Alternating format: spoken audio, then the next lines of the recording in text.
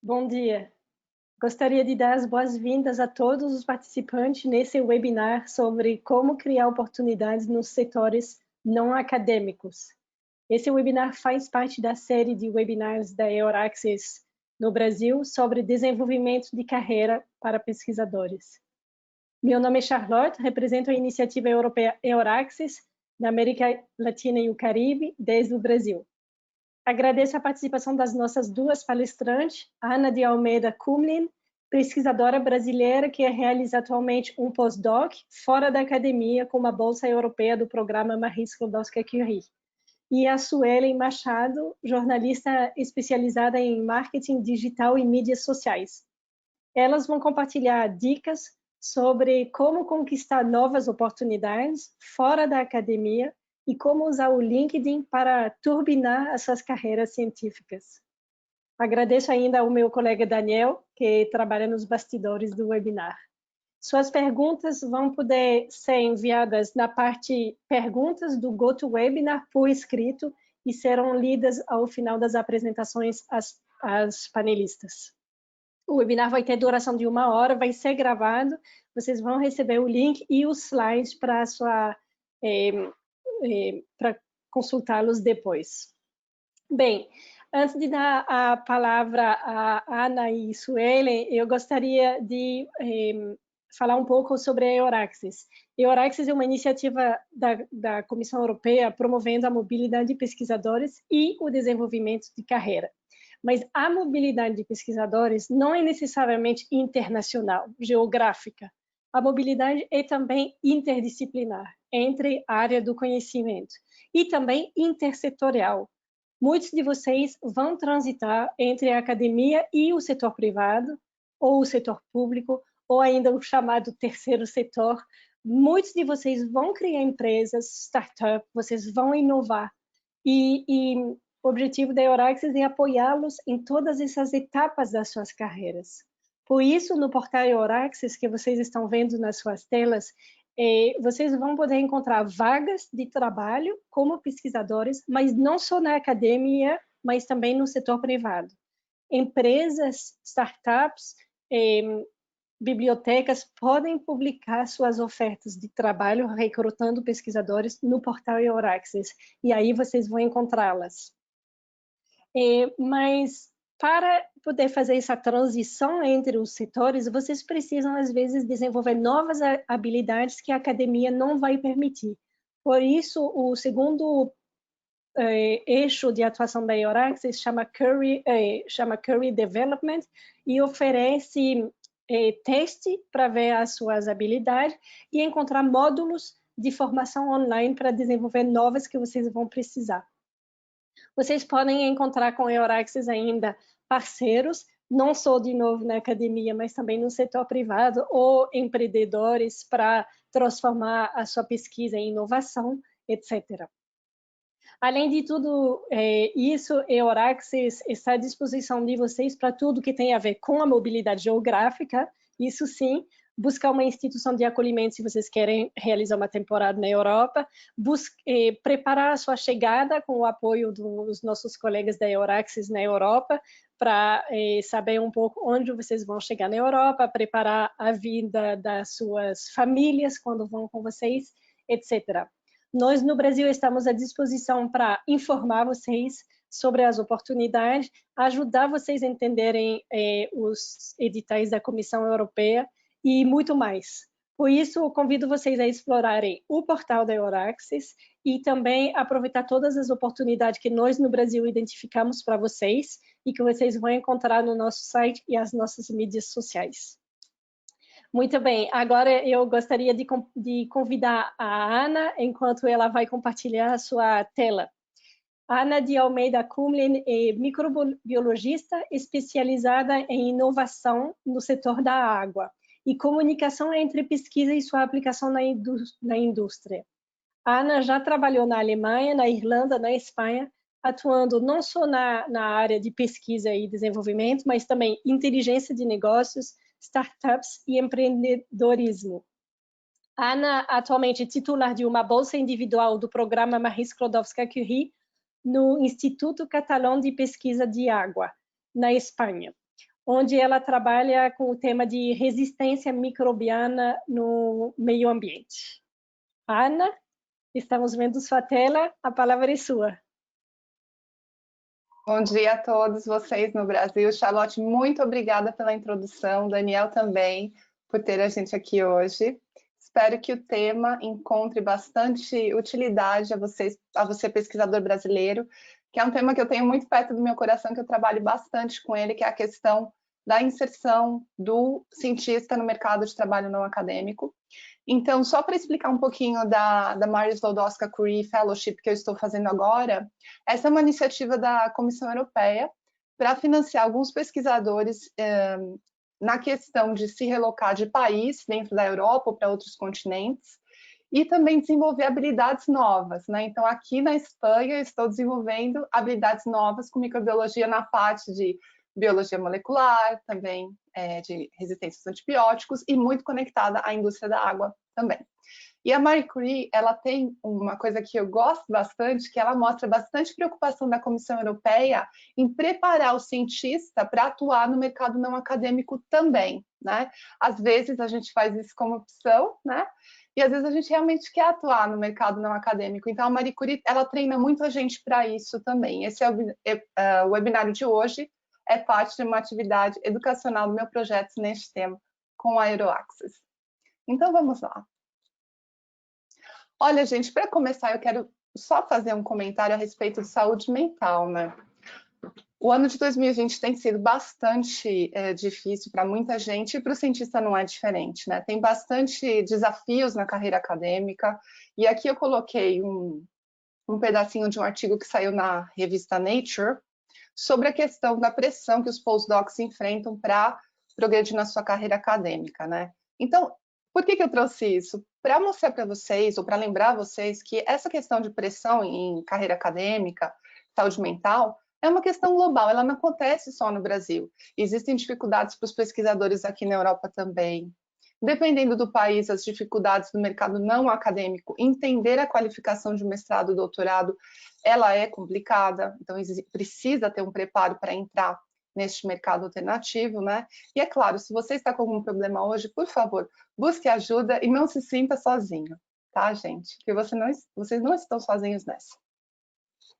Bem, eu vou fazer uma pequena reflexão aqui para a gente começar, né? Essa é uma pergunta que meio que ela sempre esteve comigo quando eu terminei o doutorado, né? Eu vou contar um pouquinho da minha trajetória daqui a pouco, mas eu queria que vocês refletissem nisso agora. É uma pergunta muito gentil e muito importante, né, para quem está interessado no mercado não acadêmico. Será que eu posso ter uma carreira de cientista ou consciência fora da pesquisa acadêmica clássica? Então, se eu sair depois do doutorado, acabou a ciência para mim? O que vocês acham? Olha, eu achava que sim. Saiu da universidade, acabou a pesquisa, abandonei a ciência. E, ó, esquece isso, não é verdade. Tem muita possibilidade de você fazer ciência fora da universidade, e isso é ótimo, porque você vai estar trazendo ciência para quem precisa. Se você pode ficar na academia, ótimo. Se não dá, também bom. E a gente vai te falar como nos próximos slides. Aqui é uma foto da minha graduação de doutorado, só para trazer um pouquinho de positivismo para vocês. Vamos lá. Bem, como que eu me convenci que isso era possível, né, gente? Eu fiz minha graduação e mestrado lá no Unesp de Rio Claro, em Biologia e Microbiologia. Fui para a Alemanha fazer uma partezinha do meu mestrado. Gostei do jeito que ciência estava progredindo lá. Voltei para São Paulo, terminei o mestrado na Unesp, comecei a fazer doutorado na USP e, ao mesmo tempo, recebi uma oportunidade financiada de fazer um doutorado na Irlanda. E o meu orientador na USP falou, vai, se não der certo, você volta. Aí eu fui, fiquei 11 anos na Irlanda. E depois que eu terminei o doutorado, eu fiquei com muita curiosidade de tentar outras carreiras. Por quê? Porque na Irlanda é muito comum que o doutor, né, o PhD, ele vai para a indústria. 90% vai. E a indústria ali absorve o doutor. Então é uma mentalidade que entrou assim na minha vida. E eu dei bastante sorte, tive bastante oportunidade, busquei contatos e aprendi a falar com o mercado de trabalho irlandês e trabalhei em 3 empresas. A Rain Safe Water, na parte de tratamento de água. Eu tive 2 trabalhos lá, com certificação de água, e também fui chefe de laboratório de microbiologia, montei o laboratório para eles com a qualificação do doutorado. Depois eu fui trabalhar com controle de qualidade na indústria cosmética com a Oriflame Cosméticos, que é uma empresa sueca. E eu acabei saindo depois da Oriflame, fiquei lá até final de 2016. E aí eu tive uma vontade que era de entender um pouquinho mais como conectar o setor acadêmico com a indústria, porque eu percebi nesses empregos que não tem gente suficiente fazendo essa ponte, porque era exatamente isso que eu fazia nessas empresas. E eu quis aprender mais sobre esse tema. E aí, em 2017 foi um ano importante na minha vida, porque como eu tinha saído da indústria de controle de qualidade, eu comecei a estudar empreendedorismo no Trinity College Dublin, fiz um mini MBA ali. Me qualifiquei também num curso para entender o mercado não acadêmico irlandês, porque o governo irlandês oferece esses cursos para quem busca emprego, e eu estava desenvolvendo uma consultoria na época também. E tudo isso aconteceu em 2007. Eu fui fazer um treinamento no LinkedIn, facilitado por um desses treinamentos que eu fiz, um desses locais. Eu tive a oportunidade de escrever um projeto para Marie Curie, colocando todas essas ideias de indústria, empreendedorismo, inovação, mesclar a pesquisa acadêmica com o mercado não acadêmico no projeto. E eu fui contemplada com esse projeto no começo de 2018. Mas aí, ao mesmo tempo, eu recebi uma proposta de fazer um pós-doutorado em Business no Trinity College Dublin. Por que eu voltei para a universidade? Porque eu gostei do grupo, gostei do trabalho deles, e eu aprendi outra coisa: se você sai, não significa que você não pode voltar. Então, não existe essa de abandonei ciência para sempre. Existe uma flexibilidade, sim, se você encontrar o caminho certo e as pessoas certas para colaborar com você. Fiquei um ano no Trinity, estudando sobre business e mercado o setor de água, e vim para a Espanha fazer a Marie Curie. Aí vocês estão no Brasil, né, gente? E eu fiquei muito preocupada quando eu estava fazendo a preparação desse webinário de falar com cientistas brasileiros que estão nessa parte de colaboração com universidades no Brasil, para entender direitinho o contexto que vocês estão vivendo agora e saber o que é possível aí no Brasil também. Eu fiz um post no LinkedIn 3 meses atrás, que teve um retorno bem bacana. Vocês podem clicar nele depois e dar uma visitadinha e ver o que aconteceu naquele post. Por quê? Ali foram marcados mestres e doutores que estão atuando no mercado não acadêmico em diversos setores, né? Então, desses 90 nomes que eu recebi, eu falei com 9 deles, porque eu queria saber o que eles estavam fazendo e o que eles tinham para dizer para a gente sobre o mercado não acadêmico no Brasil. Aqui tem 4, né? Então eu falei com a Pamela Amado, microbiologista, trabalha com eventos. Falei com o Oscar Araújo, que trabalha na AstraZeneca e também é empreendedor. Falei com a Agatha Cristina, que tem uma produção fantástica online para vocês visitarem e verem essa questão de produção de conteúdo online, que a Sueli vai falar para vocês com mais detalhes depois. Falei com a Thalita também, que está trabalhando, desenvolvendo ideias de empreendedorismo na cidade dela. Falei com a professora Priscila, que está desenvolvendo uma startup e as dificuldades e as coisas que ela está enfrentando, mas ela está seguindo em frente com a empresa de sensores dela. Falei com o Luiz Octávio, na Petrobras também, que tem um conhecimento de mercado e de inovação no Brasil fantástico, que me contou que oportunidades tem, mas a gente precisa conversar com quem não é cientista.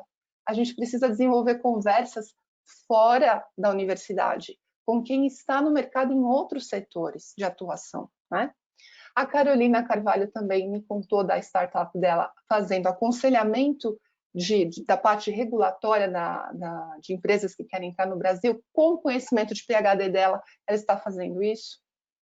A Ingrid Ferreira e o Bruno também tem um sistema de treinamento online na parte de Química e Microbiologia fantástico para vocês visitarem, gente. Então, olha, ideias e exemplos está cheio no Brasil, para vocês se motivarem. Por que é importante ver esses perfis? E os outros que vocês encontrarem também, para que você, olhando essas histórias, comece a ver similaridades com as suas e ver aonde você também pode atuar, com aquele pensamento de que ciência não acaba na universidade, é só o ponto de partida. Bem, a Charlotte já contou para vocês do EuroAccess, né? Que é essa plataforma fantástica que vocês podem encontrar bastante informações sobre a questão de carreiras na Europa. Eu também aqui vou falar bem rapidinho, porque ela já explicou tudo para vocês. Então, vocês têm vários caminhos que se podem atuar no mercado de trabalho europeu, acadêmico e não acadêmico. Se tem um lugar que você pode visitar para conseguir informação, é o site deles. Eu deixaria aqui algumas dicas, né? Eu acho que vocês, quando vocês estiverem buscando oportunidades no exterior, importante, estuda bem quem é o grupo, né? Como é que o pessoal que trabalhou nesse grupo fala do trabalho lá, né? Então é importante ter essa referência, porque mudar de país não é brincadeira. A gente investe bastante, principalmente na questão familiar e financeira, então é importante saber onde você está pisando.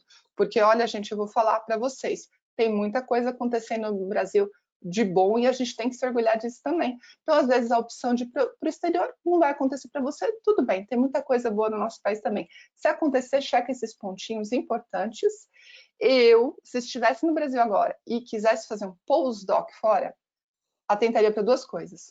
Uma, tenta fazer um postdoc que tem um pé fora da universidade. Por quê? Porque geralmente são grupos que são mais abertos a ter contatos com pessoas que não estão no setor acadêmico e isso é emprego para você depois, tá? Mais chance. Então procura essa ponte. Aí, se você quer ser professor e você já tem uma vocação acadêmica e você sabe que aquilo você quer ir atrás, aí tudo bem, você pode ir para um grupo de pesquisa mais básica, ok também, mas nota isso. Se você quer ir trabalhar, a língua vai ser importante. Bem importante você ir com uma base boa de inglês, espanhol, que seja, para facilitar a sua chegada por aqui. Eu estou quase terminando a minha parte, porque a parte da Suelen vai ser super bacana e eu mal posso esperar para a gente chegar lá. Mas eu quero contar uma coisa que eu aprendi esses anos trabalhando com empresas e universidades também, que é uma pergunta que eu tinha, além de sair da universidade, acabou a ciência, né, que a gente já meio que respondeu. E quando que eu mando um currículo? Essa história do currículo acadêmico, currículo para a empresa, olha, eu vou deixar uma dicasinha para vocês aqui, tá? Que momento? Esse slide é para mostrar para vocês, cada quadradinho desse é um ponto de interação que eu tive com uma empresa que eu gosto muito, que eles estão na área de inovação, do setor de água, internacional, trabalham no Brasil, trabalham em todos os continentes. Eu estou interagindo com essa empresa faz 3 anos, né? Eu mandei um convite para conectar com a diretora deles no LinkedIn, porque ela é uma liderança de água no setor, e ela é uma mulher, então eu acho que uma pessoa para me inspirar. Eu me inspirei na história dela. Lembra daquele negócio do exemplo que eu falei para vocês? Pois é. Estudei o perfil da empresa, consegui encontrar um outro gerente dessa empresa numa reunião lá no Trinity College, porque eu falei para o meu grupo dessa empresa que eles podiam se associar. Aí eu consegui encontrar numa outra conferência, fui numa apresentação da empresa de um outro gerente da Alemanha, já sabia, deixei um cartão, conversei, sem dar currículo, sem nada, só construindo networking. Vocês vejam que é passo a passo, devagarzinho, né? Para conseguir essas oportunidades grandes. E essa interação continua no LinkedIn, mas ela nunca é assim solta, sempre tem um motivo. Eu sempre mando a mensagem na hora certa, e não muitas. Tem que ser estratégico. E às vezes eu recebo o convite, Ana, a gente precisa te chamar para trabalhar com a gente. Ana, a hora que terminar a Marie Curie, olha, se você quiser trabalhar com a gente no Brasil, tem espaço para você na empresa. Por que eu estou falando isso, gente? Não é para falar, ai, você ficou. Não, é para falar, é muito tempo, são 3 anos que eu estou trabalhando em cima deles. É mais ou menos com a estratégia de venda. Meu pai é vendedor, e ele sempre fala, filha, tem que ir devagar, você tem que voltar no cliente. Essas oportunidades são pessoas que você está vendendo a sua qualificação, entende? Então, pensa nisso, longo prazo. Estamos lá. Então, olha, gente, para terminar hoje, eu quero deixar 2 passos para vocês. Inspire-se em outras histórias, né? Reflita sobre a sua. Que tipos de habilidade que você tem que não são as habilidades do doutorado? Porque do doutorado ou do mestrado, você sabe já o que você sabe fazer. Você sabe explicar, você sabe fazer. E o que mais você é bom? Escrever, comunicação, falar com os outros, ligar as pessoas. O que você é bom? Pensa nisso. Considere também o seu tipo de mestrado ou doutorado. Olha, existe diferença entre áreas, ciências sociais, biológicas, ciências exatas. O mercado vai ver todas essas áreas de maneira diferente. Alguns doutorados vão ser muito mais prontos para o mercado do que outros. O meu estava meio que no meio, era tratamento de água, tinha um pouco de inovação, mas era muito microbiologia básica. Eu tive que fazer muitos contatos e contar muito a minha história para muita gente para chegar na empresa, no tipo de vaga que eu poderia preencher. Olha, e foram meses e meses e meses. Hoje eu tenho a minha história pronta, eu já sei o que eu venho. Mas para você é a mesma coisa, não fica nessa de eu tenho que saber agora, o primeiro emprego tem que ser aquele que eu vou usar a oportunidade, o que eu aprendi no doutorado. Não fica com esse peso, porque você tem tempo para construir a sua história no setor não acadêmico. Você demorou 3, 4, 5 anos para fazer doutorado, para entrar no mercado não acadêmico, que é um setor novo, você vai precisar de tempo também. E já se prepara para isso. E uma coisa importante, o primeiro emprego da gente, às vezes, não vai ser aquele que a gente quer, ou não vai ser exatamente o que você sonha fazer. Ótimo! Se é difícil, é porque você vai aprender uma coisa nova que vai servir para o mercado não acadêmico. Abraça, vai. Aos pouquinhos, estabelecendo conversas, você vai encontrar uma vaga que encaixe melhor no seu perfil. Tá? A gente precisa entender o mercado de trabalho, né? A estratégia para buscar oportunidades vem de conhecer o que o mercado está oferecendo agora e onde que eu me encaixo. E geralmente essa conexão ela não vai vir do que você fez no doutorado, né? Dependendo do tipo de doutorado que você tem. Se for um doutorado mais, que nem comentei, de ciências sociais, alguma coisa mais teórica, você vai ter que ver que tipo de outras qualidades você tem para se encaixar no mercado não acadêmico. E trazer essa história do seu doutorado depois, tá? Então, inicie e mantenha conversas. Por que eu gosto da palavra conversa e não networking? Porque no final, gente, eu conversei com essas 9 pessoas fazendo produzindo esse webinário para vocês. Essas conversas, essas coisas que a gente tem em comum com os outros, onde você acha momentos ou oportunidades de colaborar, isso sim, ao longo prazo. Não é uma coisinha que você vai fazer network, mandar o currículo vai lá no final. Quando tiverem uma vaga, eles já te conhecem, do LinkedIn ou de uma interação ao vivo, né? Quando a gente puder fazer isso de novo, não vem assim uma coisa tão automática. Então, você vai criar amigos, você vai criar conversas e, no tempo certo, você vai criar sua oportunidade. Não desista, tá, gente? Muito obrigada pelo tempo de vocês. Aqui tem uns links para vocês darem uma olhadinha de referências que eu gosto bastante no tópico. Eu agradeço à Comissão Europeia e à Marie Curie pelo financiamento da minha pesquisa. Muito obrigada, Ana. Muita motivação e contagiante.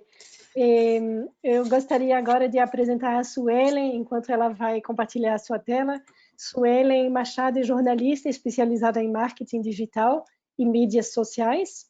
Ela tem pós-graduação em jornalismo digital e comunicação estratégica e, mais recentemente, a análise de dados.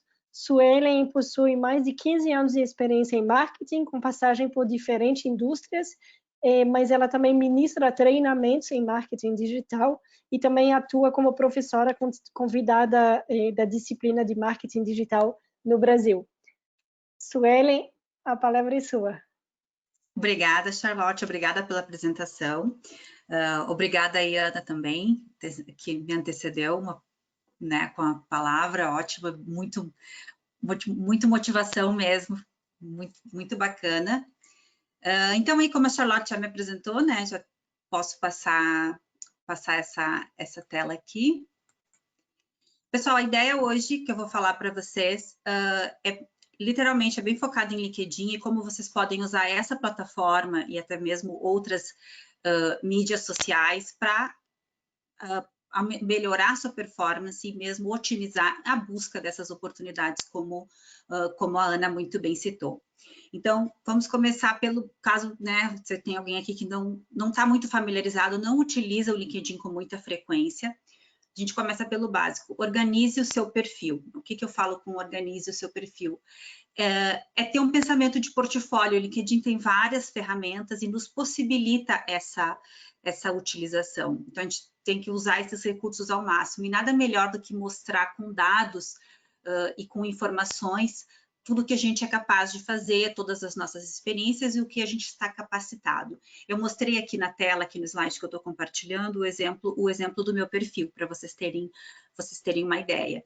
Por exemplo, ali na minha última experiência, atualmente, onde eu trabalho, na New Horizons Ireland, uma boa parte do meu trabalho é com conteúdo, é com marketing de conteúdo, é produção de texto. Então, eu adicionei ali, né, 2 exemplos, 2 textos, um link e um PDF de textos que eu já publiquei, que tiveram bastante engajamento. Então, quando você, na parte da sua experiência de trabalho, quando você clica em editar, você tem a opção de adicionar documentos, sejam apresentações, sejam fotos, artigos, links. Então, utilizem esse espaço, né? E até mesmo para experiências anteriores, porque o ser humano, ele é totalmente visual. Nada melhor do que a gente capta, os olhos, eles vão para aquela imagem. Então, é uma ótima ferramenta para mostrar o teu trabalho. E essa ótica de portfólio, né? Por exemplo, na experiência anterior, que eu também trabalhei, morei 2 anos em Angola, na África, e lá eu trabalhava exclusivamente com treinamentos. Eu ministrava treinamentos na área de marketing e digital marketing.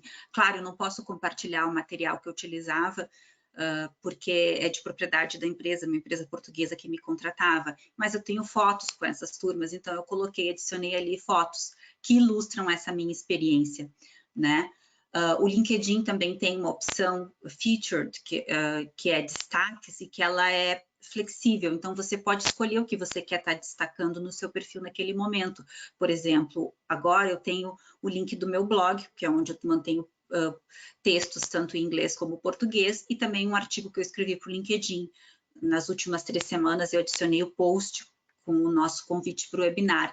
Então, use esse espaço o máximo possível. Você pode adicionar certificados, você pode adicionar apresentações aos quais você participou. Não tenha vergonha de se promover, de se autopromover, porque é para isso que é o LinkedIn, né? Ele surgiu como um currículo online, ele não é mais um currículo online, ele tem muito mais possibilidades, né?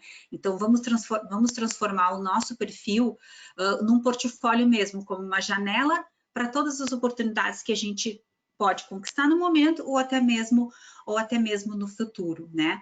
Eu coloquei ali atenção ao headline. O headline são aquelas 2 imagens que aparecem, desculpa, não são imagens, 2 frases que aparecem abaixo da foto. Foto também muito importante, né, pessoal? Acho que a gente já passamos dessa fase. Sempre foto no perfil do LinkedIn, uma foto profissional, uma foto bacana, mas sempre com foto.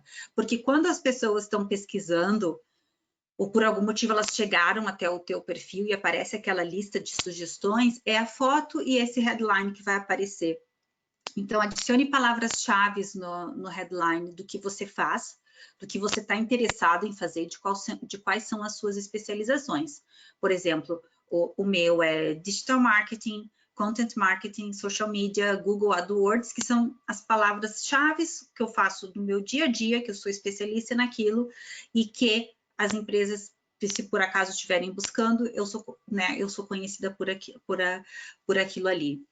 E eu também gosto sempre de falar, quando você está começando, né, endorse seus colegas, né, recomende pessoas com as quais você já trabalhou, recomende se elas são, né, qualificadas naquela área, porque é a maneira também de você receber recomendações, e esse é um ciclo, e aí, obviamente, o seu perfil vai performar melhor.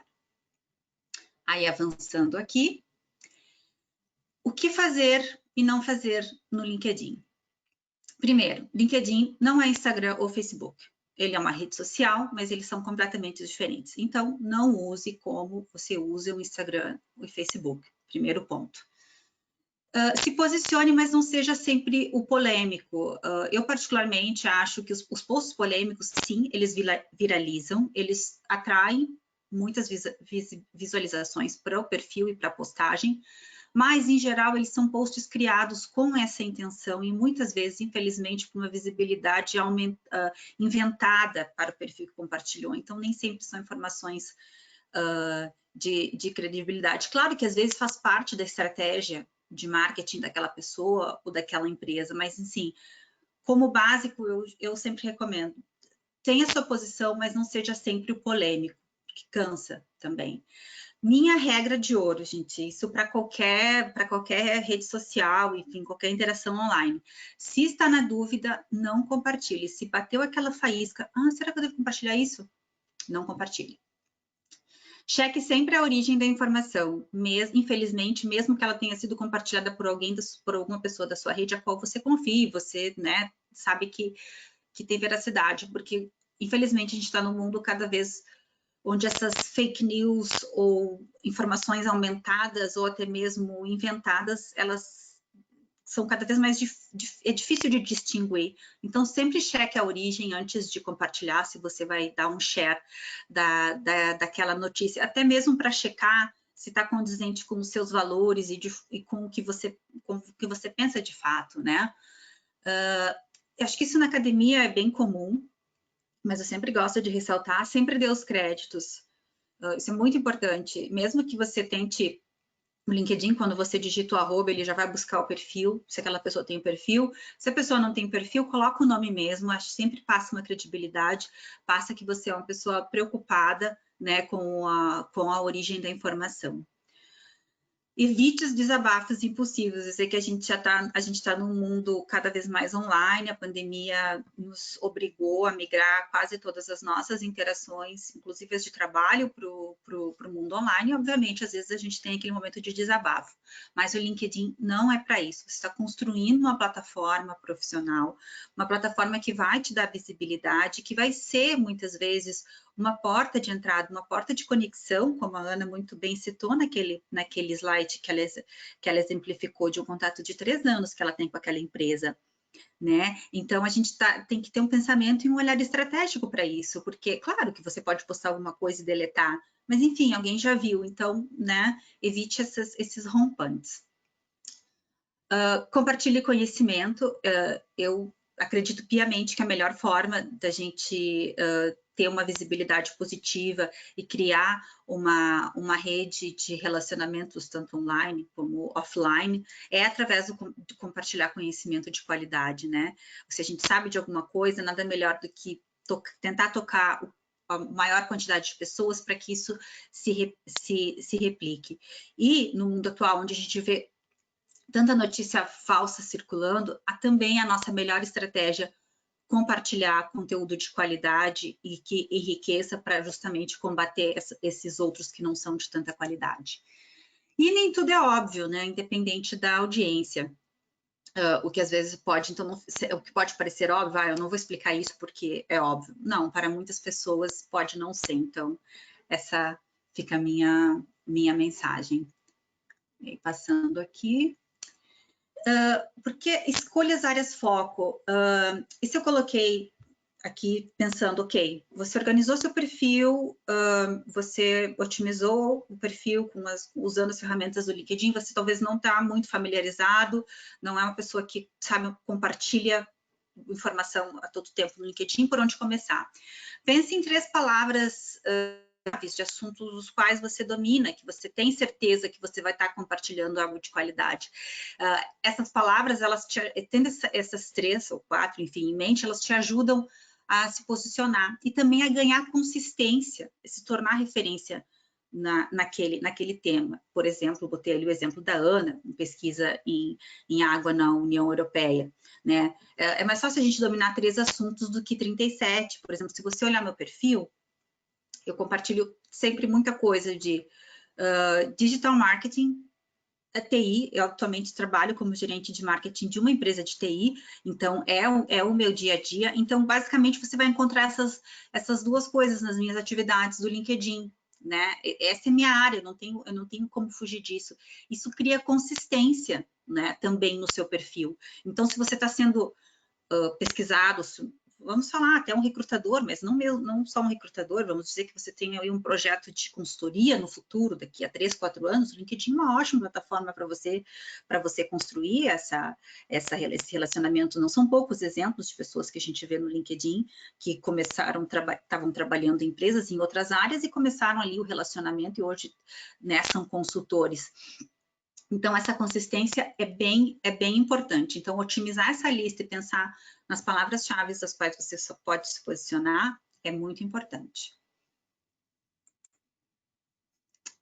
Faça conexões relevantes. Acho que a Ana exemplificou muito bem com aquele slide, né? Mas eu reforço, assim, não pense em números, pessoal, não pense... Eu sei que toda a nossa vida ultimamente é focada em quantidade, mas eu acredito piamente que qualidade é o que nos leva mais longe, é o que nos faz prosperar a longo prazo. Então, não pense em quantidade de conexões que você tenha, mas sim em conexões que sejam relevantes. Eu incluí 2 exemplos só do meu perfil também para mostrar, né?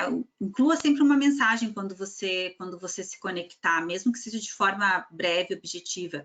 Esse primeiro exemplo, eu fiz uma abordagem com uma recrutadora de uma empresa que eu aspiro, que eu gostaria de trabalhar, e eu fui bem objetiva, falei que eu tenho, né, que eu gosto muito daquela empresa, que eu tenho vontade de trabalhar lá, que eu tenho uma prévia experiência nessa indústria, então que eu acho que poderia ser uma vantagem, e que eu gostaria de conectar com ela. Ela aceitou minha conexão, pediu meu currículo, né, falou que no momento não tinha uma oportunidade que se encaixasse, mas que a porta, né, estaria ali. Ou seja, eu abri uma porta. Agora eu tenho essa pessoa na minha rede, eu posso comentar quando ela compartilha alguma coisa. E se essa vaga aparecer, eu já vou ter um caminho para fazer essa abordagem. Então, é uma construção de relacionamento. Não pense só, vou conectar com esse recrutador agora porque tem uma vaga aberta. Não. Pensa estrategicamente quais empresas que você quer trabalhar lá na frente, quais empresas, quais pessoas que são importantes talvez para ter uma conexão, né? Também vale um pensamento estratégico aqui. E aí um outro exemplo de uma pessoa que me conectou, que mandou uma mensagem ali educada, que a gente tem interesses em comuns, gostaria de se conectar, eu aceitei. Eu botei ali atenção à reciprocidade, porque eu sempre respondo, mesmo quando sejam aquelas mensagens, como, né, trabalho com marketing nessa empresa, eu recebo algumas abordagens de empresas querendo oferecer serviços, e às vezes as pessoas simplesmente ignoram. Eu sempre respondo, mesmo que eu não esteja interessada no momento, eu respondo educadamente, porque eu sempre me coloco, né, aquela coisa de empatia, eu me coloco no lugar daquela outra pessoa, que está tentando vender um produto, que talvez tenha uma meta, e que está usando o LinkedIn para isso. Então, eu sempre respondo. Acho que a reciprocidade não custa, são 2 segundinhos que você digita uma resposta, né? Não te toma muito tempo. Aí, passando aqui, aí, ampliando um pouco fora do LinkedIn, né, pessoal? Potencialize a sua marca, pessoal. Pense em você como uma marca também, né? Eu sou a Suelen, que trabalhei em várias empresas, que já trabalhei na Coca-Cola no Brasil, que trabalhei em Angola, mas eu sou a Suelen Machado, e esse é um nome que eu tenho em todas as minhas presenças online, em todas as minhas redes sociais, né? Então, escolha o nome o seu nome, sobrenome, o qual você quer ser conhecido, e use ele em todas as suas interações, use na sua assinatura de e-mail, no seu blog, eu adicionei ali o exemplo do meu blog, para que a URL tenha esse nome e você crie uma consistência online, né? Porque é lá que a pessoa vai dar um Google no seu nome, é lá que você vai aparecer, é lá que talvez você mandou um currículo, chegou o teu e-mail para alguém e a pessoa vai buscar mais referências, né? O LinkedIn, por exemplo, eu vejo que muitas pessoas não utilizam o LinkedIn. Você pode otimizar a sua URL. Em vez de aparecer aquele link com um monte de números e outras coisas, você pode editar a URL do LinkedIn e colocar o seu nome, e se não tiver disponível o seu nome, no meu, por exemplo, é Suelen Machado Digital Marketing, e o que você faz. Porque aí, até quando você vai copiar o link e mandar para alguém, seja no currículo ou seja por e-mail, é muito melhor, é muito mais bonito ver ali o nome. E tudo isso vai criando os seus passos, né? As suas pegadas online, os rastros. E é isso que o Google procura quando ele está organizando o algoritmo para dar o retorno de um search, ele está buscando essas pegadas, né? Então, sempre vale, eu sempre digo, dá um Google no teu nome e vê o que está aparecendo. A minha meta sempre é estar aparecendo o que eu quero estrategicamente naquele momento. O momento é o LinkedIn, meu perfil no LinkedIn, já foi meu blog, já foi um site para o qual eu trabalhei, né? Então, assim, muita atenção, pessoal. Pense na sua marca pessoal, mesmo que você não seja um consultor, não seja sua empresa, não seja empreendedor, eu não sou nada disso, eu trabalho numa empresa privada, mas cuide da sua marca pessoal. Avançando aqui, né, uma parte mais dicas mesmo práticas do LinkedIn. Como usar as hashtags? As hashtags no LinkedIn, no início, elas não pegaram muito, não tinha muita funcionalidade. Agora elas estão bem inteligentes, tá? Então, assim, sempre antes de usar uma hashtag, quando você for compartilhar um conteúdo, pesquise a hashtag. Não saia usando palavras, pensa na palavra-chave que está relacionada com aquele conteúdo e pesquisa antes. Como você pesquisa? Você digita na barra de busca do LinkedIn a hashtag e as primeiras letras, né, daquela palavra, e ver o que ele vai retornar. Ele já vai sugerir algumas coisas. Essas sugestões são as que têm a maior quantidade de seguidores. Clica nela e veja. Ali, eu sublinhei. Mindset, por exemplo, tem quase 72 mil seguidores. Ou seja, 72 mil pessoas escolheram seguir postagens que apareçam com o Mindset. Ou seja, elas recebem e veem primeiro postagens com a hashtag Mindset, mesmo que essa postagem tenha sido feita por alguém que não está na sua rede, ou seja, é uma hashtag para usar. Então, quantas hashtags, Suelen? De 3, no máximo 9. Tá? Eu diria que 5 é um número ideal. É muito mais interessante, muito mais oportuno e estratégico para sua postagem usar 3 ou 4 hashtags que têm uma quantidade bacana de seguidores do que 15 que não fazem sentido nenhum para a plataforma. E aqui no próximo slide eu mostro um exemplo de como funciona de fato as hashtags. Esse é um post do meu marido, ele falou, eu vou compartilhar aqui, Suelen, uma certificação, ele trabalha na área de TI, uma certificação que eu passei. O que eu posto? Eu falei, deixa eu pesquisar aqui primeiro quais são as hashtags. O resultado, a gente usou 5 hashtags, foi que o post dele teve muito mais visualizações do que a própria quantidade de pessoas que tem na rede dele. Dentre essas interações, as curtidas e os comentários, inclusive de pessoas que são estratégicas para a carreira dele, de empresa que ele quer manter um contato e construir uma conexão no futuro. Essas pessoas não são da rede dele, ou seja, ele teve uma oportunidade, através disso, de conectar, né, com essas pessoas e começar um relacionamento, né, um relacionamento online, começar uma interação, como a Ana mostrou lá naquele exemplo, ou seja, uma construção para o futuro. Então, assim, vamos usar esses recursos e as hashtags de forma estratégica, que só beneficia a nossa presença online. Aí, avançando aqui, já falei, né? Eu sou uma pregadora da qualidade ao invés de quantidade. Então, vamos focar na qualidade da presença online. O que eu quero dizer com isso, né, pessoal? Se você tem conteúdo relevante para postar todo dia, que ótimo, bacana, mas a realidade é que muitos de nós temos outros trabalhos e a gente não tem tempo para ter um conteúdo bacana todo dia. Não precisa, né? Foca na qualidade de quando você postar ser um conteúdo bacana, usar as ferramentas do LinkedIn de forma adequada, você vai ter retorno também. Esse exemplo também do meu perfil, esse foi o post que mais teve engajamento na história do meu LinkedIn, teve quase 27 mil visualizações e várias interações, que foi um compartilhamento de um livro, terminei de ler o livro, eu geralmente faço isso, né, sobre conteúdo e marketing de conteúdo. E aí eu tirei a foto, postei ali um pequeno resuminho, foi que eu achava interessante aquele livro, e eu fui checar, e a autora do livro, ela estava presente no LinkedIn, ela tem perfil, e eu vi que ela é um perfil bem ativo, ou seja, ela estava sempre engajada na rede, e eu marquei ela. Resultado, eu passei 2 semanas respondendo interações no LinkedIn, várias pessoas me adicionando, né? Pessoas relevantes para mim que trabalham na área. Isso também foi porque ela, logo depois da publicação, no mesmo dia, ela também curtiu, comentou o post, então isso vale muito, conta muito para o algoritmo do LinkedIn, quando você marca uma pessoa e a pessoa engaja. Então, com esse exemplo eu quero mostrar.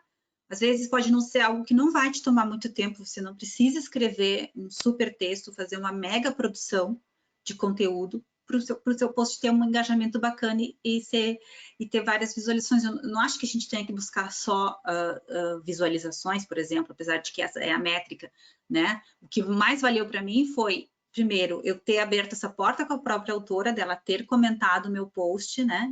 Eu conectei com ela, e de todas as outras pessoas que chegaram até o meu perfil por causa disso. E aí, avançando, já estou quase ao final aí, pessoal. Alguns exemplos de conteúdo, caso vocês queiram tá, ok, por onde eu começo, o que eu faço para, né, para usar todas as coisas que o LinkedIn pode me proporcionar. Artigos, tá? O LinkedIn tem a opção de artigos, então eu sempre recomendo. Eu sempre faço isso também com os meus posts. Eu escrevo, boto no blog e depois, se é um assunto que eu quero trazer para o meu LinkedIn, eu copio, literalmente copio e colo na opção artigos e publico nativo no LinkedIn, porque ele sempre vai performar muito melhor tudo que você publicar nativo ali, ao invés de compartilhar o link do meu blog. Já fiz teste e realmente é batata, sempre vai render mais quando você publica. Então, o pessoal acadêmico certamente já escreveu muitos artigos, já participou de construções de outros artigos, então se você acha que talvez seu artigo seja muito técnico, dá uma ajustada nele, adapta, mas usa essa ferramenta que ela é bacana. Post sempre com imagens ou fotos, já falamos, né? Somos visuais, então ele sempre vai render mais e sempre vai chamar mais atenção se você adicionar uma imagem ou uma foto. Às vezes é uma foto simples, uma foto que você mesmo tira com seu celular, não precisa ser uma foto de você, mas sempre tenta relacionar essas duas coisas que vai ser bacana. Vídeos, né, gente? A Ana, eu sempre falo que ela é o meu caso de sucesso, ela é a minha pupila nos vídeos. Encorajei sempre ela desde o início. Faz vídeo, grava um vídeo rápido. Gente, feito é melhor do que perfeito. Não precisa ser um vídeo fantástico, super bem produzido. Não é sobre isso, é sobre a qualidade do que você está falando naquele vídeo. Se é um conteúdo relevante, 30 segundos, 60 segundos no máximo, não mais do que isso. Grava um videozinho. Eu sei que é difícil, as pessoas... acho que agora, talvez, nesse momento de que a gente está fazendo tudo muito online, a gente está quebrando um pouco essa barreira, mas eu encorajo muito. E todas as plataformas, elas sempre vão performar muito melhor os vídeos. O LinkedIn também tem a opção ali, quando você vai compartilhar um post, que é anexar documentos. Então, e que te permite anexar PDF, slides, por exemplo, eu posso terminar essa apresentação, pegar esses slides e publicar lá. E é quando aparece aquela postagem que você pode passar para o lado e você vê, né, ali os slides mesmo, ou até mesmo imagens. Essa opção é muito bacana, porque as pessoas têm diferentes formas de interagir com o conteúdo. Eu não me importo de ler um artigo, se é algo que me capta, eu leio, mas eu tenho esse background, isso já é nativo para mim. Certamente uma pessoa muito mais visual, de design, ou até mesmo de tecnologia, por exemplo, não tem essa predisposição, então prefere passar as imagens. Então, eu sempre recomendo usar aquela alternativa, porque ela é muito bacana e engaja bem, principalmente quando a pessoa está lendo ali no celular, passando, né, na barra de rolagem do celular. E aí, recapitulando, né, pessoal, para a gente encerrar aqui, minha mensagem, então, organize seu perfil, dê atenção para ele, atualize ele constantemente, que daí o algoritmo vai entender que você está sempre adicionando informações, isso é muito bacana para posicionamento. Use as hashtags de forma estratégica, sempre pesquise antes. Faça conexões relevantes, desapegue da quantidade, foca na qualidade de forma estratégica e compartilhe conteúdo de qualidade, sempre, em qualquer circunstância. E aí, para encerrar, né, por último, mas não menos importante, a vida online ela não deixa de ser igual à vida offline, né? E a gente não deve jamais limitar também as nossas conexões na vida real. Certo que a gente está um pouco limitado no momento, mas não vai ser sempre assim, enfim. Não deixe de explorar uma conversa e sempre pensar que cada interação humana ela é uma oportunidade imensa de aprendizado, mesmo que seja através do LinkedIn. Eu gosto de citar o exemplo, e por isso que eu coloquei a imagem ali do webinar Power Access. Eu e a Ana nos conhecemos numa aula aleatória de Pilates da Irlanda, com experiências completamente diferentes, ela da área da ciência, eu de marketing, ou seja, no início uma coisa assim, nossa, não temos muito a ver, se quem olhasse de fora não enxergaria uma conexão, mas ao longo de conversas e muito compartilhamento de conhecimento mútuo, a gente foi criando e contribuindo uma com a outra, né? Compartilhamos dicas e fomos enriquecendo essa troca, e aí acabamos desenvolvendo essa parceria profissional que culminou no webinar de hoje e outros projetos que a gente toca juntas. Então, minha dica, né? Pense na construção dessas relações e como elevá-las, tanto faz se é no mundo online ou no offline. E é isso, pessoal. Muito obrigada por assistirem. A gente está aberto aí a perguntas. Eu deixei também algumas referências aqui, depois vocês vão receber essa palestra. Muito obrigada, Suelen, pelos depoimentos e pelas trocas muito úteis que você compartilhou. Mês passado, dentro dessa mesma série, organizamos um webinar com participação da responsável dos recursos humanos da L'Oréal, do Centro de Pesquisa da L'Oréal no Brasil, e ela, de fato, diz que quando ela precisa recrutar alguém, ela não um pesquisador, uma pesquisadora, ela procura LinkedIn, inclusive para os artigos científicos. Ela não vai no ResearchGate, ela não tem acesso ao ResearchGate, mas sim ao LinkedIn. Então, essa ferramenta de artigos que a Suelen mostrou para vocês deve ser usada também para esse fim. Agora, gostaria de dar a palavra para o Daniel para responder as primeiras perguntas. Vocês podem ainda enviar perguntas na parte perguntas do GoToWebinar por escrito e dizem para quem vocês querem perguntar, que fica mais fácil. Daniel? Perfeito. Vou fazer a primeira pergunta para a Ana, para deixar a Suelen respirar um pouco. Uma pergunta que é específica para a Ana, mas algumas perguntas eu acho que as duas vão ter que comentar, porque vai ser interessante ouvir o que as duas têm a dizer. Mas, Ana, uma pergunta em relação à sua área, sobre como você vê o cenário de business e marketing para quem tem doutorado nessa área de biológicas. Se você acha possível que alguém sem experiência ou cursos específicos na área conseguirem uma colocação. E, de modo geral, uma outra pergunta que é associada a essa também, como que você consegue acessar o setor privado sem ter experiência corporativa, né? Aquele paradoxo de você precisa ter experiência, mas para conseguir um cargo, você está justamente buscando experiência, enfim, essa armadilha, como superar essa armadilha. Só quero elogiar quem fez a pergunta, porque ela é muito boa, viu? Essa é uma pergunta importante, porque, assim, qualificação, vou começar a estudar de novo business, eu não investiria muito nisso, eu investiria talvez em algum curso pequeno, um Coursera. Por quê? Para aprender a linguagem, né? Agora, você pode ler também, mas eu acho que você colocar alguma coisinha no seu currículo, não um grande investimento de tempo, mas uma coisa curta, para te deixar meio que assim, atualizado naquela área é interessante. E isso mostra também para a pessoa que você vai estar interagindo o seu interesse na área de marketing e business. Então, qualificação curta, no ponto. Quem tem acesso ao LinkedIn Premium por um mês, você pode ter ele de graça, de repente fazer algum curso ali, porque é bem legal o que eles oferecem para, assim, e não tem custo, né? E eu acho que essa questão de como chegar nestas pessoas e vender que você poderia trabalhar nestas áreas de marketing usando um pouco a produção de conteúdo online para mostrar que você entende dessas áreas.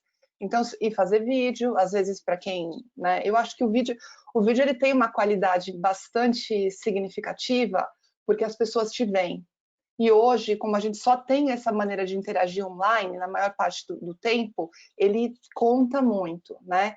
Então, de repente, você pode começar a produzir conteúdos que falam do marketing e da ciência, e buscar naquelas referências que a Suelen deixou no slide, livros, você fazer um comentário de algum livro, e convida uma pessoa, manda uma mensagem no LinkedIn, olha, eu sou cientista, tenho um interesse nesta área de business para a ciência, e você adapta ao que você tem que ver qual que é o business da empresa, né?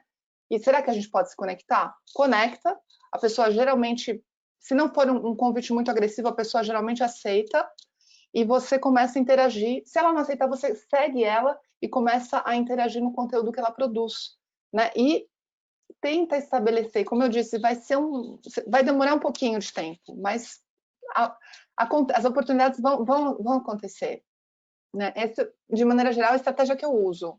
E vai ter um monte de não, né, gente? 95% das interações não vai dar certo, né? Você tem que ser persistente. Persistente e paciente. Não se sinta mal. É vendedor, eu estou vendendo meu peixe, ok. Passa para o próximo. E justamente sobre isso, a Esther pergunta, nessa estratégia de networking no LinkedIn, como reconhecer o momento adequado para perguntar a oportunidade de trabalho? Quando enviar o seu CV sem parecer oportunista? Eu tenho eu acho assim, que hoje a gente vive, eu prezo pela objetividade, né? E o máximo, eu sempre uso essa parte, o máximo que a gente vai receber é um não. Então, eu acho que a pessoa tem, como eu até mostrei aquele exemplo, eu fui bem clara na interação, eu falei, olha, eu admiro essa empresa, eu quero um dia trabalhar aí, né? E eu já tenho, daí dei um pouco de background, né? Eu já tenho uma experiência nessa indústria, porque isso geralmente, claro, para o marketing isso conta muito, as pessoas querem pessoas que tenham, né? Eu tenho experiência na indústria de TI, eu tenho experiência na indústria de bebidas, isso é uma coisa que eu sei que conta, então eu mencionei.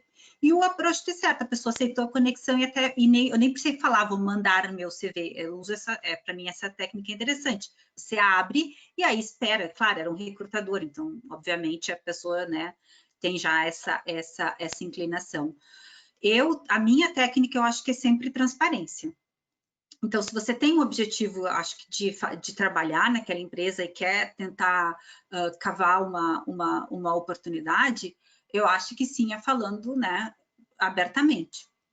Que já falando assim, talvez não mandar o CV como a Ana falou, né, construir um relacionamento através de comentário e engajamento com aquelas pessoas, tudo depende da pressa da pessoa, né, e da necessidade no momento, ou uma construção, mas eu sempre penso no LinkedIn também uma construção para o futuro. Hoje eu tenho um emprego, trabalho, mas a gente também, né, pensa numa estratégia do futuro, então eu acho que não tem problema falar, né, na interação de que você quer adicionar aquela pessoa, porque você tem um interesse genuíno naquela empresa e dá um motivo, por quê? Porque talvez, né, tenha como você mencionou, algum artigo, uma publicação, alguma área de pesquisa relacionada que seria de interesse.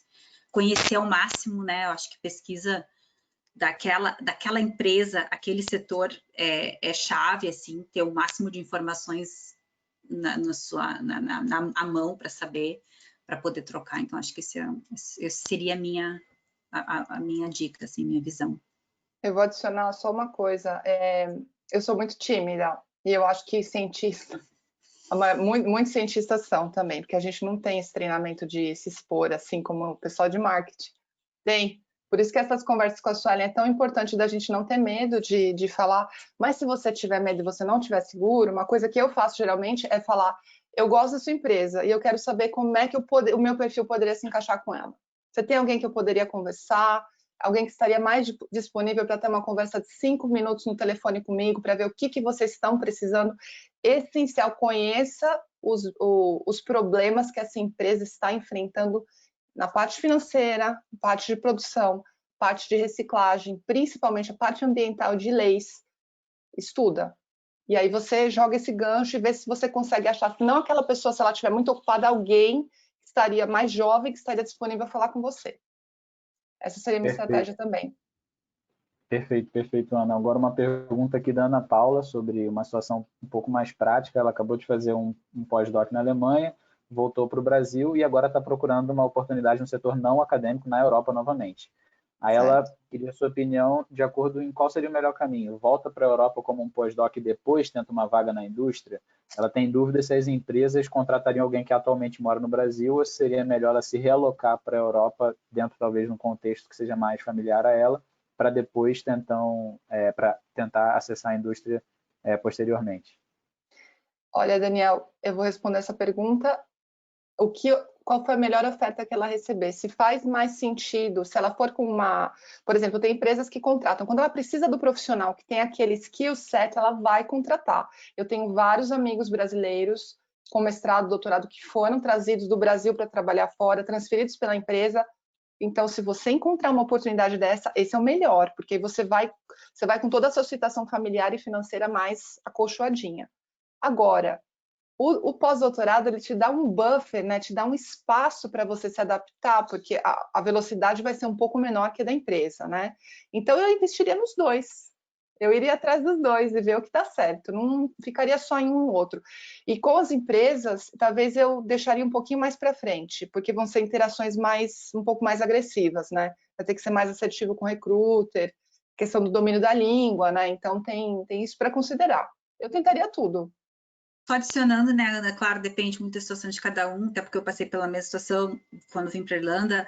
o visto, né? Então, o pós-doc, ITT ou o doutorado, enfim, tu já vem com o visto. A maior parte dos países aqui na Europa, eles te dão ainda uma extensão depois, quando tu termina aquela qualificação, para ter aquele período de te colocar no mercado de trabalho e aí ter a chance da empresa, que aí muda de cada país para um outro, do visto que vai ser necessário, visto de trabalho. Algumas têm benefício, como na Irlanda, de critical skills, enfim. Então, às vezes, como a Ana falou, é ótimo quando você consegue já vir selecionado pela empresa, mas a facilitação de já estar aqui fazendo talvez um pós-doc, alguma coisa, já te permite o visto. Então, às vezes, acaba abrindo mais portas com mais empresas, porque elas não precisam se preocupar com a questão do visto inicialmente, você tem aquele tempo para mostrar o trabalho, mostrar, eu sou essencial, sou importante, então, né, só contribuindo aí. E para isso, as bolsas individuais do programa Marie Sklodowska-Curie, que a Ana está tendo agora, são uma super opção, porque eles prezam pela interação entre o setor acadêmico e o setor privado. Então, é uma possibilidade de você voltar para a Europa fazendo um pós-doc numa empresa. Pode explorar, e se precisar de ajuda, conselhos, entra em contato com a Euraxis no Brasil, que podemos mandar links para vocês. A chamada deve abrir de novo ano que vem. Uma coisa difícil para pesquisadores e para todo mundo é avaliar essas capacidades. É difícil a gente dizer, eu tenho para aportar para vocês, porque eu sou bom nisso, sou bom nisso. Às vezes, justamente por mudar de área, não estamos muito confortáveis em dizer, eu sou bom nisso, apesar de nunca ter trabalhado na indústria. Sempre um pouco difícil. E a Sara pergunta justamente se vocês acham interessante fazer post no LinkedIn mencionando cursos feitos na área do interesse profissional, compartilhou os certificados no nosso LinkedIn para as empresas verem. Eu acho extremamente importante, até mostrei, aquele exemplo que eu mostrei da hashtag do uso efetivo, que foi o post do meu marido, ele trabalha na área de TI, é uma área que é amplamente baseada em certificações, que são a pessoa vai lá e faz uma prova e tem certificado. E isso rende sempre muito. Eu acho que tem que compartilhar certificados, sim, e fazer o post e mostrar, como eu falei, às vezes parece que eu estou só me autopromovendo. Não, mas é a maneira que a gente tem como mostrar, com dados. Eu posso chegar aqui e falar que eu sou, né, que eu sou jornalista, que eu tenho essas experiências, mas é muito melhor você olhar lá na minha página do LinkedIn e vai ter realmente consistência. Realmente, eu vi aqui as empresas que a Suelen trabalhou e tem aqui esses posts, tem os certificados e de conclusão de cursos, enfim.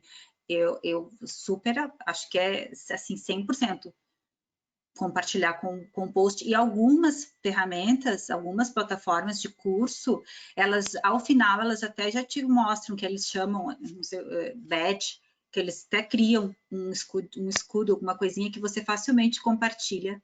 Fica depois no perfil e você compartilha como post também. Eu acho que é 100%, sim. E só um comentário também, o post você conta uma historinha, porque que aquela qualificação vai ser importante para determinadas indústrias ou empresas, ou como é que você pega aquela qualificação, o seu background de ciência e conta uma história para o público que vai estar sendo cliente dessas empresas. Perfeito. Ainda agora uma pergunta sobre quem não tem justamente essa intimidade com o setor da indústria ou do setor privado, uma pergunta do Rafael, falando que normalmente as vagas no meio acadêmico elas têm a remuneração pública, né? Você já sabe quanto que você vai ganhar, quanto que aquela vaga oferta, quais são os benefícios, isso permite uma comparação mais fácil. Como avaliar a remuneração ofertada por empresas sem ter experiência no meio? O ideal é informalmente conversar com as pessoas, qual a maneira de avaliar essa questão da remuneração no setor privado? Aí fiquem à vontade, qualquer uma das duas para começar. Eu não sei como está que performa no Brasil atualmente, se tem alguma plataforma semelhante. Na Europa, a gente tem o Glassdoor, que é um site meio que tipo uma coisa orgânica, assim, meio pública, e que as pessoas, por elas vão lá e publicam informações da sua empresa, tipo de forma anônima. Eu trabalho no Microsoft, a média de salário para engenheiro é tanto.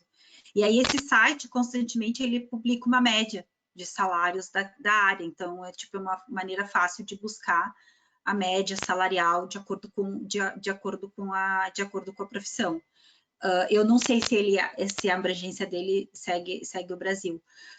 Mas eu pessoalmente, até porque faço isso com a minha rede brasileira, pergunto informalmente mesmo, sabe, via conversa direct do LinkedIn, ou até se tu tem outra forma de contato com a pessoa, né, qual é a média de salários daquela empresa, porque às vezes a gente tem, e eu vejo isso muito acontecer, como eu tenho muita proximidade com a área de TI, por exemplo, porque trabalho com ela, porque meu marido trabalha, e a gente vê muitas coisas assim, tipo, essas empresas estão sempre contratando, vamos supor assim, Amazon, mas aí tu vai ver o salário, a média salarial está bem abaixo do que as outras pagam, tudo através de conversas informais, assim, através de grupos do LinkedIn, às vezes até mesmo do Facebook.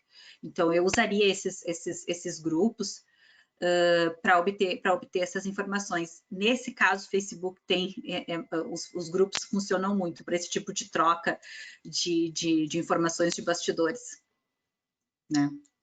Eu também faria uma pequena pesquisa, pergunta para outros, principalmente para gente que já está nessa área, que tem doutorado ou mestrado, qual é a faixa salarial, sem ser muito intrusivo em perguntar quanto você ganha, mas assim, entender um pouquinho, faz uma pesquisa de mercado e cuidado com as expectativas do primeiro trabalho, porque isso em qualquer lugar, né? Você está oferecendo um pacote, que é o seu serviço, e o mercado vai ter vários profissionais, então você tem que, a sua faixa salarial de entrada, ela tem que estar dentro do que estão pagando os profissionais. Eu acredito que seja alguma coisa na linha do que se paga num pós-doutorado no Brasil, para a primeira posição na empresa, e com o tempo, a hora que você for construindo o seu portfólio, o seu perfil, sua experiência, você aumenta o salário mais rápido por causa da qualificação acadêmica. Longo prazo. Sobre a idade, vocês acham que no setor não acadêmico tem preconceito enquanto à idade? Essa pergunta foi feita pela Mariam, que tem um plano de iniciar um doutorado em breve e seguir o caminho profissional não acadêmico, mas já tem mais de 30 anos e pergunta se vai ser mal recebida pelo setor privado. Eu acho que não necessariamente, e geralmente eu tenho uma maneira de enxergar isso, sabe, que quando a gente enfrenta esse tipo de oposição na nossa, né, em quem a gente está interagindo, passa.